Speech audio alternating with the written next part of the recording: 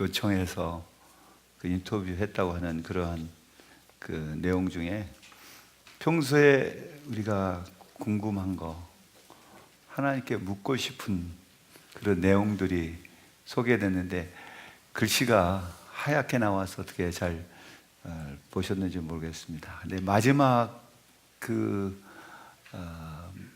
글 중에 내가 언제나 너와 함께 한다는 거, 그래서 하나님이 우리와의 동행한다고 하는 것을 말씀하고 있습니다. 그래서 오늘 저희 말씀의 제목은 동행입니다. 우리 교회의 표어가 뭐죠? 사랑하는 자여 일어나 함께 가자. 함께 가자는 건 동행이죠. 혼자 가면 편할 수 있습니다. 둘이 가면 불편할 수 있어요. 그러나 내가 기대하지 않는 어떤 일이 발생됐을 때 혼자서는 해결할 수 없는 일도 둘이라면 해결할 수가 있어요. 혼자서 피곤하고 지칠 때 둘이라면은 내가 기대하지 않았던 힘도, 내가 미처 생각하지 않았던 어떤 해답도 얻을 수가 있습니다. 그래서 한 사람보다는 두 사람의 머리가 더 낫다. IQ가 좋은 한 사람보다 IQ가 좀 낮은 두 사람의 생각이 훨씬 더 좋은 결과를 가져온다는 말도 있습니다. 오늘 하나님과 우리가 함께 한다는 이 말씀 속에서 오늘 저는 요셉을 통해서 하나님께서 우리에게 주시는 교훈이 무엇인지를 전하려고 합니다. 여러분, 성경을 보면은 창세기가 50장으로 되어 있는데요, 30장에서 요셉의 출생에 대해서 나옵니다.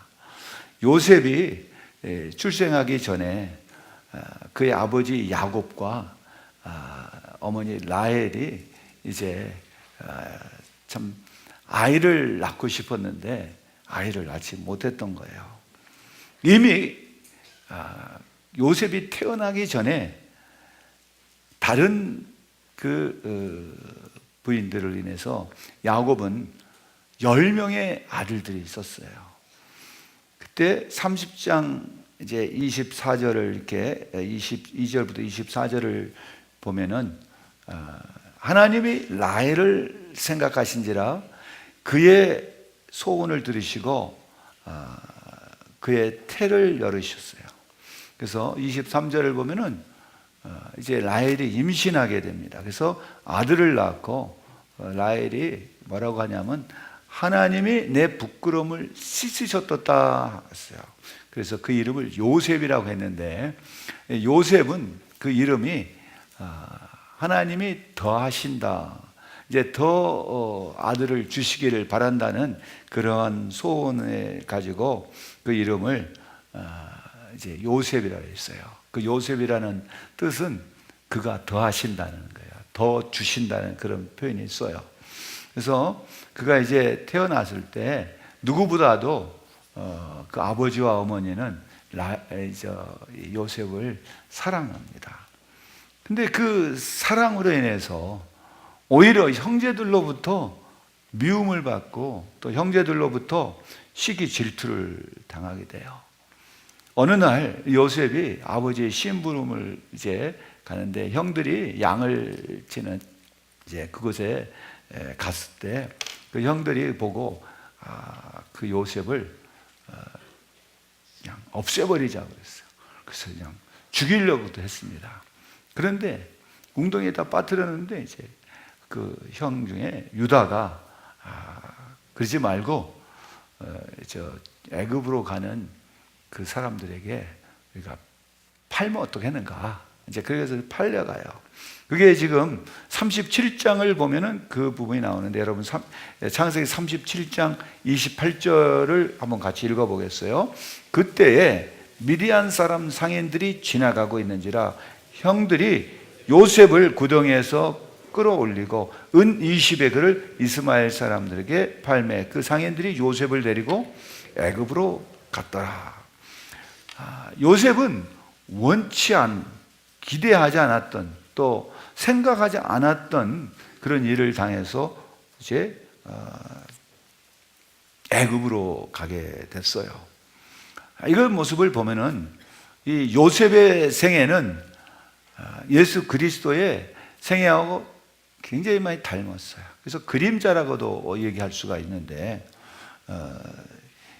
요한복음 1장 11절을 보면은 예수님께서 이 땅에 오셨을 때 뭐라고 표현했냐면, 자기 땅에 오매 자기 백성이 영접하지 아니하였다고 그랬습니다. 예수님께서 이 땅에 오실 때 영접하지 않았던 그 백성들처럼 요셉도 자기의 백성들, 자기의 형제들로부터 영접받지 못했다는 거죠. 그래서 팔려가는 신세가 됐어요.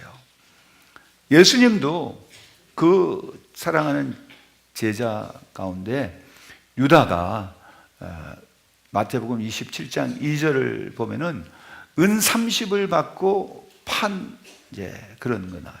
그래서 예수님께서 정죄함을 받는 것을 보고 유다가 그 은 30을 대제사장들과 장로들에게 도로 갖다 줬다는 얘기가 나옵니다. 그래서 예수님도 은 30에 팔린 것처럼 이 요셉도 은 20에 팔려갔어요. 뿐만 아니라 예수님 같은 경우는 그가 사랑하는 제자였, 내가 죽기까지 예수님을 떠나지 않겠다고 막 그랬던 베드로가 예수님을 모른다고 부인을 했잖아요. 그래서 마태복음 26장 75절을 보면은 예수님이 하셨던 너가 다 굴기 전에 나를 3번 부인하라는 말이 생각해서 바깥에 나가서 통곡했다고 하는 그런 내용이 나와요.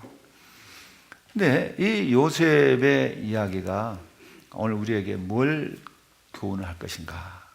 저는 오늘 이 말씀 중에, 본문을 읽었던 말씀 중에서 여기서 우리에게 주는 하나님이 함께 하신다는 핵심적인 그 단어가 나와요. 그래서 2절을 한번 같이, 39장 2절을 같이 한번 읽어보겠습니다. 39장 2절. 여호와께서 요셉과 함께 하심으로 그가 형통한 자가 되어 그의 주인 애굽 사람의 집에 있으니, 3절. 그의 주인이 여호와께서 그와 함께 하심을 보고 또 여호와께서 그의 범사에 형통하심을 보았더라. 여기서 지금 등장하는 단어가 함께 하심. 누가 함께 하셨냐면 여호와께서 함께 하셨어요. 여호와께서 함께 하신 요셉은 형통했다고 했어요. 그가 형통하게 된 그 이유가 여호와께서 함께 하셨다는 거죠. 그래서 이 말씀을 통해서 우리는 뭐를 알 수 있냐면은, 아까 봤던 영상물에도 하나님께서 내가 너와 항상 함께 하겠다고 하신 것처럼 마태복음 28장 20절에도 예수님께서 내가 세상 끝날까지 너희와 항상 함께 하겠다는 그 약속하셨던 하나님은 이미 요셉과 함께 하셨어요. 그래서 그가 형들에 의해서 원치 않는 곳에 갔을지라도 하나님이 그와 함께 하심으로 그의 삶이 어떻게 했다고 그랬어요? 형통. 여기 보니까 22절에도 보시면, 다시 보시면요, 여호와께서 요셉과 함께 하심으로 그 결과가 뭐냐? 그가 형통한 자가 되었다 그랬어요. 여러분, 이 말씀 우리에게 뭘 가르쳐 줍니까? 하나님이 함께 하시면은 그 사람의 생애가 어떻게 된다는 거예요? 형통하게 된다는 걸 가르쳐 줘요. 그런데 우리는요, 과정만 어떤 과정에서 어려움만 볼 수 있어요. 지금 요셉 같은 경우는 형통합니까? 형통하지 않습니까? 지금 그 상황을 보면은 형들에 의해서 지금 팔려가서 원치 않는 애굽 사람에게 갔는데, 그 사람은 누구냐면은 그 당시 애굽의 왕을 바로라고 그러는데, 그 바로의 친위대장은 누구냐? 지금 같으면 경호실장이에요. 경호실장 집에 팔려갔다는 거예요. 형통해요? 안 하지. 하나님이 함께 하시면 그런 일이 벌어져야 됩니까? 안 벌어져야 합니까? 그런 일이 왜 어떻게 벌어지냐? 우리 그런 질문할 수 있어요. 그 물어보고 싶은, 앞서서 봤던 영상물 같은데도 그런 질문이 나오는 거예요. 왜 이런 일이 이렇게 벌어집니까? 이해하지 못한 일들이 벌어진 거죠. 근데 성경은 그를 갖다가 뭐라고 표현하고 있냐? 하나님이 여호와께서 요셉과 함께 하심으로 그가 형통한 자가 되었다고 그랬어요. 이거는 우리가 잘 안 맞는 거잖아요. 형통한 자가 되면은 그게 안 팔려가야 될 것이고, 또 자기 아버지의 사랑을 받아서 잘 자랐다, 그렇게 되는 것이 형통한 것이지, 형들에 의해서 팔려가는 것이 어떻게 형통한 자라고 얘기할 수 있어요? 고난받는 거죠. 그야말로 지금 요셉은 형통한 자의 모습이 아니에요. 그러나 성경은 뭐라고 표현해요? 형통한 자라고 그랬어요. 그 다음에 또한 3절을 보니까 그의 주인이 여호와께서 그와 함께 하심을 보며 또 여호와께서 그의 범사에 형통하게 하심을 보았더라 그랬어요. 근데 이건 요셉이 지금 나는 형통한 자라 그렇게 얘기한 게 아니잖아요. 누가 얘기하고 있어요? 그의 주인이. 요셉을 보니까 요셉이 하나님이 저와 함께 하신다고 하는 것을 알았다는 거예요. 그리고 그 형통하게 된 것이 요셉이 뛰어나서가 아니라 뭐예요? 하나님이 함께 하시기 때문에. 그거를 다른 사람도 안다는 거예요. 그래서 우리 여기서 또 배울 수 있는 것은 하나님께서 함께 하시는 자는 그의 삶이 형통하다는 것이 다른 사람도 알게 하신다는 거예요. 나만 그거를 모르고 있을 수도 있어요. 근데 정작 하나님이 함께 하시는 사람은 그 생애가, 그의 삶이, 그 과정에서 어려움이 있단 말이에요. 요셉처럼 힘든 일도 있어요. 형들에게 팔려갈 수도 있고, 형들에게 미움받을 수도 있고, 하나님이 함께 하심으로 인해서 다른 사람이 사랑해주는, 형제들로 또 사랑받는 게 아니라 오히려 하나님께 사랑받는 사람, 그 사람이 다른 사람들에게는 미움을 당할 수도 있다는 거죠. 가장 가까운 형제들로부터 미움을 당한 이 요셉의 경우를 보면은 바로 그런 거죠. 근데 요셉을 소개할 때 그러잖아요. 여호와께서 함께 하심으로 그가 형통한 자가 되었다. 근데 그건 결코 형통한 일이 지금 벌어지고 있지 않은 거예요. 그런데 성경은 그걸 가르쳐서 뭐라고 표현해요? 형통한 자라고 그래요. 근데 이것은 하나님이 우리를 향하신 그 계획과 우리가 지금 당하는, 우리가 이해하는 나의 현실이 서로 차이가 있을 수 있다는 거예요. 그래서 믿음은 뭘 말하냐면, 내가 지금 나의 현실은 형통한 것 같지 않지만은 하나님이 보실 때는 지금만 보는 게 아니라 처음부터 마지막을 보실 때, 처음부터 마지막까지 그걸 보면서 그런 일을 겪게 하신다는 거예요. 형통하기 위해서 그런 과정을 통과하게 하신다는 거죠. 예를 들면 다윗 같은 경우도 그렇잖아요. 다윗이 사무엘로부터 이제 왕이 되도록, 다음 왕이 되기 위해서 기름 부음을 받았어요. 그러면 그 다윗이 기름 부음을 받았으면 바로 왕이 돼야 되는데 왕이 되지 않고 오히려 그의 장인인 사울 왕으로부터 굉장히 어려움을 당해요. 미움을 당한다고요. 다윗이라는 말은 하나님이 사랑한 자라는 뜻이거든요. 하나님이 사랑하는 자는 시기 질투를 당할 수밖에 없어요. 그렇기 때문에 다윗의 고백을 보면은 시편 23편에 뭐라 합니까? 그러한 가운데서 사울 왕을 피해서 도망 다니는 그런 과정에서 그가 했던 말이, 여호와께서 나의 목자시니 내게 부족함이 없으라 했어요. 지금 부족함이 굉장히 많아요. 먹을 것도 걱정스럽고 자기가 피할 것도 있어야 되고 굉장히 힘든 상황에서도 다윗은 뭐라고 표현해요? 여호와께서 나의 목자신이란 말은 다른 말로 하면 나와 함께 하시니 나는 더 이상 바랄 것이 없습니다. 나에게는 그거 이상으로, 그거 말고 다른 것이 더 필요하지 않습니다. 그렇기 때문에 내가 비록 사망의 음침한 골짜기를 지금 다니고 있을지라도 여호와께서, 주께서 나와 함께 하시니 내가 두렵지 않다는 거예요. 내가 사망의 음침한 골짜기 다니는 게, 형통한 자가 사망의 음침한 걸 다니는 것이 아니에요. 안 다녀야 될 거 아니에요. 그런 일이 안 당해야 될 거 아니에요. 하나님께서 그를 왕으로 삼기 위해서 기름을 부었는데 그 사람이 지금 사망의 음침한 골짜기로 다닌다는 거예요. 그럴 때도 다윗은 하나님 나한테 왜 이렇게 힘들게 합니까? 시편에 보면 그럴 수도 있어요. 나는 사람이 아니고 벌레같이 됐습니다. 마무리에 찢기처럼 돼요. 그냥 완전히 그러한 모습까지 떨어졌단 말이에요. 하나님이 사랑하신 자도 그런 일이 있다고 하는 걸 가르쳐줘요. 하나님께서 사랑하시기 때문에 오히려 그런 일을 당하게 된다는 겁니다. 하나님이 사랑하지 않으면요 그런 일도 없을 수 있어요. 우리는 종종 그런 질문을 할 수 있어요. 내가 어떤 어려움을 당했어요. 힘든 일을 당했어요. 내가 어떤 사업이 잘 안 돼요. 건강에 어떤 적신호가 왔어요. 내가 원치 않는 고통이 나한테 따릅니다. 가정적으로 자녀들이 내 뜻대로 안 됩니다. 그럴 때 하나님, 나는 하나님을 사랑하는데 하나님 위해서 나는 이만큼 이런 일도 하고 저런 일도 하고 이렇게 하는데 내가 시간을 들이고 몸을 헌금도 하고 뭣도 하고 다 이렇게 하는데 나한테 왜 이런 어려움이 있습니까? 그런데 하나님은 그런 사람을 향하여 뭐라고 하냐면 너는 형통한 자라 그런 거예요. 그 이해가 됩니까? 여러분 그 이해가 안 되는 거예요. 요셉이 지금 그런 경우라 이거죠. 그러니까 형통한 자가 됐어요. 사랑하는 성도들이요, 누가 형통한 자예요? 누가 형통한 자냐면 첫째, 하나님께서 함께하는 자예요.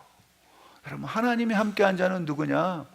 예수 그리스도를 영접한 자예요. 예수 그리스도를 믿는 자는 그 다음에 하나님이 함께하시죠. 내가 세상 끝날까지 너희와 함께하겠다고 말씀하셨어요. 뿐만 아니라 이사야서 41장 10절을 보면 그런 말이 나와요. 두려워하지 말라, 내가 너와 함께함이라. 놀라지 말라, 나는 내 하나님이 됨이라. 내가 너를 굳세게 하리라. 참으로 나를 도와주리라. 참으로 나의 의로운 오른손으로 너를 붙들이라 그랬어요. 하나님이 함께 하신 자는 하나님께서 붙들고 계셔요. 하나님께서 붙들고 계시기 때문에 우리가 어려운 일이 있다고 해서 낙심하거나 좌절하거나 혹은 다른 어떤 걸 갖고 원망할 필요가 없어요. 하나님 함께 했어요. 이 요셉도 그랬어요. 형을 원망하지 않아요. 형들을 갖다가 나를 어떻게 이렇게까지 힘들게 할 수 있냐면서 다음에 만나기만 해봐. 나 드디어 이제 뭔가를 내가 나한테 한 대로 내가 갚아주겠다. 그런 얘기 없잖아요. 그 다음에 또 보면은 뭐라고 했는가 하면요. 보세요. 4절을 보니까, 자, 4절 읽어보겠습니다. 요셉이 그의 주인에게 은혜를 입어 섬기며 그가 요셉을 가정 총무로 삼고 자기 소유를 다 그에게 위탁하니 그랬어요. 이걸 보면은 뭐라고 했냐면은 하나님이 함께 하시니까 첫째 뭐가 됐냐, 이 사람이 형통한 자가 됐어요. 그 두 번째는 뭐 했냐면은 그 사람의 주인에게 뭘 받았어요? 은혜를 입었어요. 여러분, 하나님이 함께 하신 자는 형통하다고 하는 게요, 뭐를 얘기해 주지 가르쳐 주고 있어요. 근데 우리는 어떤 어려움을 당할 때 어떤 반응을 보이는가? 내 뜻대로 잘 안 되고 힘들고 고통스러울 때 하나님 감사합니다 하면서 감사한금 해보셨어요? 내가 실패했어, 건강이 안 좋아, 낙심됐어요, 감사합니다 하고 감사한금 하냐고요. 제가 언젠가 말씀드렸지만은 우리 어느 자매가 어떤 콩쿠르에 나가서 떨어졌어요. 근데 감사한금을 했더라고요. 그래서 내가 목회하면서 그런 감사한금은 처음 본 것 같아요. 떨어졌다고 감사한금을 하니. 여러분 한번 생각해 보세요. 합격했으니까 감사합니다. 그럼 감사한금 하는 거. 내가 뭐 잘못됐을 때 하나님이 나와 함께 하심을 믿는 사람은 그때도 뭐 할 수 있어요? 범사에 감사하는 거예요. 범사에 감사하는 거예요. 범사에 하나님께 형통하게 하신다는 걸 믿는 성도라면은 내가 잘 될 때만이 아니라 내 뜻대로 안 되는 것도 하나님의 뜻이라는 것을 알고 뭐 할 수 있어야 합니까? 감사할 수 있어야 돼요. 내가 건강할 때만 감사한 것이 아니라 뭐 할 때도요? 아플 때도 나를 아프게 하신 하나님 감사합니다. 내가 아픔으로 인해서 내가 약할 그때에 주님을 찾게 해주셔서 감사합니다. 여러분 더 감사하세요. 내가 어느 때 감사해야 될 것인가?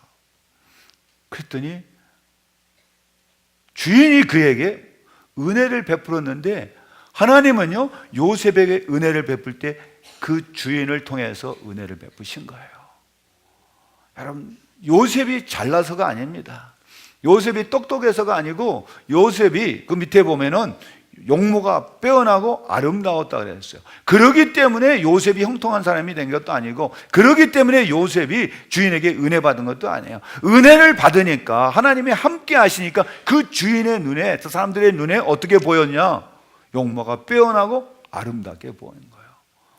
여러분 하나님이 함께 하신 우리 성도들이 되시기를 바랍니다. 나와 함께 하셔요. 하나님이 함께 하실 때는요 어려움이 따른다는 것도 가르쳐 주고 있어요. 여러분 이 역사를 보면은, 이 출애굽기 역사를 보면은 애굽에서 나와서 홍해를 건너 광야를 지나가는데, 광야를 지나가는 그 하나님의 백성들이 광야가 편한 것이에요? 안 편한 거? 얼마나 힘들지 뭐. 더위, 더우니까 목말라요. 목말라 죽을 지경이에요. 배고파 죽을 지경이에요. 그러니까 무슨 생각이 나냐면 차라리 애굽에서 있을 때가 더 낫단 말이에요. 그러니까 모세를 향하여 원망합니다. 애굽에 그 좋은 매장지를 다 놔두고 왜 우리를 이것까지, 이 천박한 이 광야에 이런 데까지 와서 우리를 죽게 하느냐? 목말라 죽겠다, 배고파 죽겠다, 피곤해 죽겠다. 그래 모세를 원망하는데, 나중에는 모세를 죽이려까지 했었어요. 그러니까 모세가 하나님한테 가서 어떻게 하면 좋습니까? 이런 상황이 벌어지는데, 여러분 그때 그 이스라엘 백성들 광야를 지나갈 때 앞에 뭐가 있었냐면 하나님의 임재의 상징, 하나님이 함께 하신다는 그 상징이 구름 기둥이 낮에는 있었고 밤에는 뭐가 있었냐? 불기둥이 있었어요. 근데 그 백성들이 하나님이 함께 하신다고 하는 그 구름 기둥과 불기둥 앞에 있음에도 불구하고 그들은 계속해서 뭐하냐?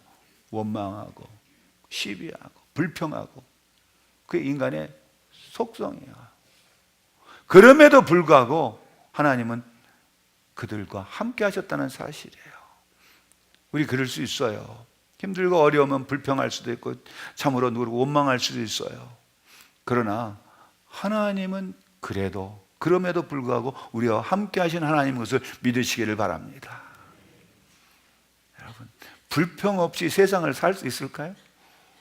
누구를 원망하지 않고 나는 평생 한 번도 원망해 본 적이 없다는 사람이 있을까요? 살다 보면은 그런 일이 생겨요. 그러니까 잘 되면 내 탓이고 못 되면 누구 탓이에요? 조상 탓이에요. 내가 우리 부모를 잘 만났더라면 이런 고생 안 할 텐데. 그렇죠? 잘 되면 다 내가 잘한 거예요. 그 인간의 속성입니다. 그러나 하나님이 함께 하신 자는 하는 일마다 하나님께서 하나님의 뜻을 이루신다는 걸 기억하세요. 하나님의 뜻을. 내 뜻대로 이루어진 게 아니라, 그러니까 예수님께서 뭐라고 기도하셨어요? 내 뜻대로 마옵시고 내 원대로 마옵시고. 누구의 원대로? 아버지의 원대로. 그 아버지의 원이 뭐냐면 예수님께 십자가를 지는 거예요. 그럼 예수님이 십자가를 좀 피하고 싶었던 거죠. 자기의 원대로 하면. 그런데 내 원대로 마시고 아버지의 원대로 십자가를 지게 해달라는 거예요. 질 수 있는 힘을 달라는 거예요. 지금 상황이 어려우시면요, 힘들고 고통스러운 상황이 있으면은 이걸 피하게 없애게 달라는 게 아니라 이걸 이길 수 있는 뭐를 달라고요? 믿음을 달라고. 하나님 나와 함께 해주옵소서. 이스라엘 백성들이 블레셋하고 싸울 때 아주 어려웠어요. 힘들었습니다. 그럴 때 이제 그들이 뭐 했냐면 미스바에 모여서 막 기도하고 뭐 했어. 승리했어요. 그래서 사무엘상 7장 12절 보니까 뭐라고 하냐면 여호와께서 여기까지 우리를 도우셨다고 해서 그곳의 이름을, 센과 미스바 사이에 돌을 세워놓고 그곳의 이름을 뭐라고 불렀냐? 에베네셀이라고 했어요. 하나님께서 우리를 여기까지 도우셨다. 그 에베네셀이 하나님의 동행입니다. 하나님께서 나를 이곳까지 오게 하신 그 하나님, 나를 도우신 그 하나님은 나를 떠나지 않아요. 하나님은 나와 항상 함께 하신 하나님이요, 그 하나님의 이름은 임마누엘 하나님이에요. 그 하나님 우리에게 승리를 가져다 줘요. 형통케 하신 하나님이요, 내가 어렵고 힘들 때 나를 승리하게 하신 여호와 니시 하나님이고, 내가 힘들고 어려울 때, 내 마음이 고통스러울 때, 내가 정말 감당하기 어려울 때 하나님은 치유의 하나님 여호와 나파 하나님으로 나오셔요. 그 하나님이 누구를 사랑하셔요? 나를 사랑하셔요. 근데 사랑하는 자에게는 무엇도 주시냐? 고난도 주시는 거예요. 요셉이 지금 고난 속에 있는 겁니다. 그럼에도 불구하고 요셉은 내가 힘들고 어렵다는 표현을 안 했어요. 그런데 오늘 여기 보니까 그러잖아요. 5절 보니까, 여러분 5절을 보세요. 뭐라고 하는가? 그가 요셉에게 자기 집과 그의 모든 소유물을 주관하게 한 때부터 여호와께서 요셉을 위하여 그 애굽 사람의 집에 복을 내리심으로 여호와의 복이 그의 집과 밭에 있는 모든 소유에 미친지라 그랬어. 여러분, 요셉을 위해서, 여기 있죠, 요셉을 위하여 누구에게 복을 줬어요? 요셉이 있는 집에 복을 주셨어요. 여러분, 하나님께서 함께 하신 자는요, 그가 어디를 가든지 그로 인하여 복이 있다고 하는 거예요. 그래서 복 있는 사람이에요. 하나님의 함께 하시는 자. 사랑하는 성도들이 어디를 가든지 요셉과 같은 복 있는 자들이 다 되시기를 바랍니다. 하나님 나와 함께 하신다는 임마누엘의 믿음을 가지니 요셉으로 인하여 그 주인의 집에 복을 내리셨어요. 근데 어떤 사람은 가는 곳마다 문제를 일으킨 사람이 있고, 가는 곳마다 불평불만을 한 사람이 있어요. 여러분, 이런 사람은 정말 두려워요. 어떻게 하실지. 하나님이 사랑하신 자는 가는 곳마다 그곳이 복 있는 곳이 되는데, 어떤 사람은 가는 곳마다 만난 사람마다 불평하는 사람이 있어요. 이렇다 저렇다, 누가 어쩌다 저렇다, 이런 사람은 안 된다 된다, 그렇게 한다고 하면서 그 사람이 하나님이 함께 하신 사람일까 아닐까? 한번 생각해 보시라고. 하나님이 함께 하신 사람은요, 그로 인하여 다른 사람이 복 있는 사람이 되는 거예요. 다른 사람이 형통한 자가 된다는 거예요. 여러분, 그렇기 때문에 내 눈에 어떠한 다른 사람의 잘못이 크게 보인다 할지라도 주님은 뭐라냐? 결코 그걸 비판하지 말라. 그 비판으로 인하여 내가 비판받는다 그랬어요. 그 정죄함으로 인하여 내가 정죄를 당한다 그랬어요. 누구만이 할 수 있냐? 하나님만이 할 수. 우리가 해야 할 일은 다른 사람을 정죄하는 게 아니라 뭐 해야 돼요? 하나님의 사랑받기 위해서 회개하는 역사가 있어야 돼요. 여러분, 우리의 삶 속에서 다른 사람에 대한 원망과 시비와 불평, 불만이 아니라 다른 사람이 나로 인하여 참 형통케 됐다, 내가 복을 누렸다, 하나님의 사랑을 알게 됐다, 그 사람으로 인하여 그 집안이 복 있는 집이 됐어요. 이 시대장 모디발의 그 집이 하나님께서 그 사람을 위해서 복을 주신 게 아니라 누구를 위해서 복을 주셨어요? 요셉을 위해서 복을 주셨어. 사랑하는 성도들이 가는 회사, 그 회사가 여러분으로 인하여 그 회사가 복이 있다는 거예요. 여러분, 그 자부심을 갖고 가세요. 일하실 때도 이 회사는 앞으로 잘 될 겁니다. 왜? 하나님이 나를 위해서 이 회사를 뭐 합니까? 복을 주신다는 믿음. 그 열심히 하시라고. 그러니까 누구한테 얘기할 때도 그렇게 얘기하세요. 앞으로 이 회사는 잘 될 겁니다. 왜요? 하나님께서 나를 위하여 이 회사를 복을 주시라고 믿기 때문에. 한번 생각해 보세요. 그런 믿음이 있어야 돼요. 어디 가서 정말 우리는 요셉과 같은 그러한 복이 있는 자가 될 수 있기를 바라요. 그렇기 때문에 이 성경은요, 이 창세기 50장 중에 30장부터 시작해서 50장까지 요셉의 이야기가 쭉 진행돼. 아브라함 별로 길지 않아요. 성경에 예수님에 대한 얘기 빼놓고는요, 요셉보다도 더 많은 그 성경의 장수를 할애해서 소개하는 인물이 없어요. 창세기 50장 중에 3분의 2가 요셉 이야기예요. 한번 생각해 보세요. 야곱의 12아들이 있잖아요. 그 중에 이 요셉을 그렇게 하셨어요. 형들이 그를 팔아버렸단 말이에요. 그랬던 요셉이 형통한 자가 됐어요. 하나님이 함께 하심으로. 형들한테는 팔림을 당했고, 또 애굽에 가서는 감옥에도 가고, 억울하게 누명도 이제 씌워가지고서 감옥까지 갔잖아요. 근데 그 감옥에 간 게 요셉이 형통한 자가 되는 과정이었어요. 그래서 그가 뭐가 됐냐? 애굽의 총리가 됐어요. 애굽의 총리가 됐을 때 누가 또 복을 누립니까? 요셉을 위하여 누구에게 복을 주었냐? 바로에게, 애굽에게 복을 주었어요. 그 나라가 복을 받았어요. 누구 때문에? 요셉 때문에. 여러분, 이 나라가 지금 이렇게 된 것이, 이 정도로 올라온 게 누구 때문에 그럴까요? 누구 대통령이 정치를 잘해서 뭐 누가 잘해서가 아니고 이 나라를 위해서 기도했던 성도들이 있어요. 하나님이 함께했던 성도들이 있기 때문에 그들을 위해서 하나님께서는 이 나라에 복을 주신다고 저는 확신합니다. 그리고 앞으로도 하나님과 함께한 성도들이, 요셉과 같은 성도가 한 사람이라도 있으면 이 나라는 하나님께서 은혜를 베푸시라고 저는 믿습니다. 여러분의 가정이 하나님께서 함께한 가정이라면 그 가정은 분명히 하나님께서 복을 주시라고 믿어요. 근데 그 복이 무슨 건강하고 뭐 부자 되고 그런 것보다도 뭐가 복이냐? 하나님이 함께 하신다는 그 자체가 복이에요. 그렇기 때문에 하나님이 함께한 자는 뭐를 우선순위로 할까요? 하나님을 찾는 일, 하나님께 나오는 일, 하나님께 예배하는 일, 하나님을 기쁘시게 하는 일을 최우선순위로 보는 거예요. 하나님 앞에 내가 무엇으로 드려서 기쁘게 할까? 하나님이 기뻐하신 건 천천만만의 양이 아니로 우리의 상한 심령이라 그랬습니다.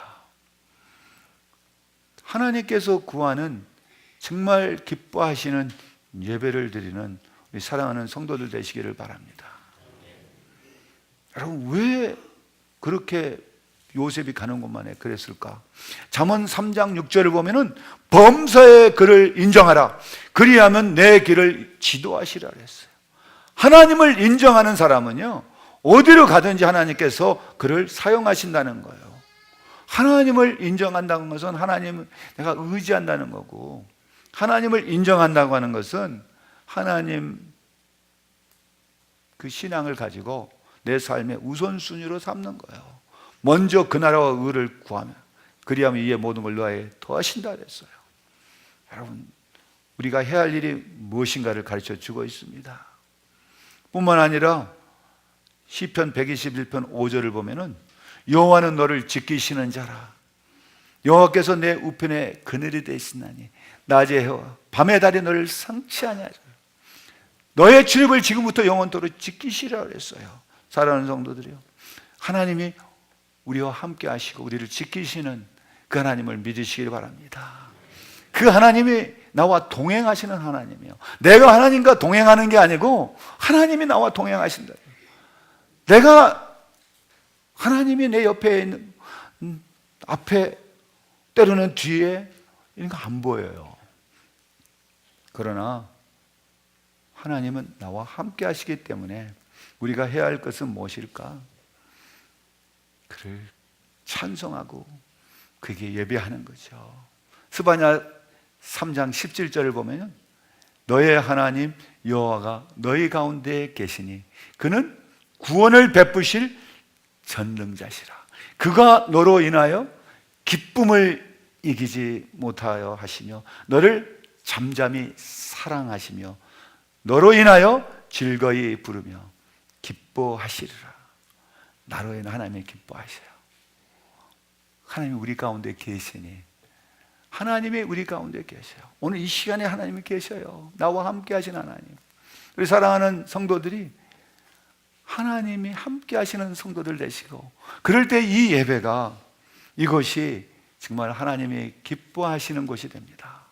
여러분이 가는 곳마다 정말 오늘 이 말씀이 있는 대로 하나님이 함께 하시니 형통한 자라. 그를 위하여, 요셉을 위하여 그의 집에 복을 주셨다는 말씀. 사랑하는 성도들이 하나님을 사랑함으로, 또 하나님께서 여러분과 함께 하심으로 범사에 합력하여 선을 이루는 역사가 일어나기를 주님의 이름으로 축복합니다. 기도하겠습니다. 하나님 아버지, 감사합니다. 우리의 삶 속에서 최고의 복이 하나님을 예배하는 것이고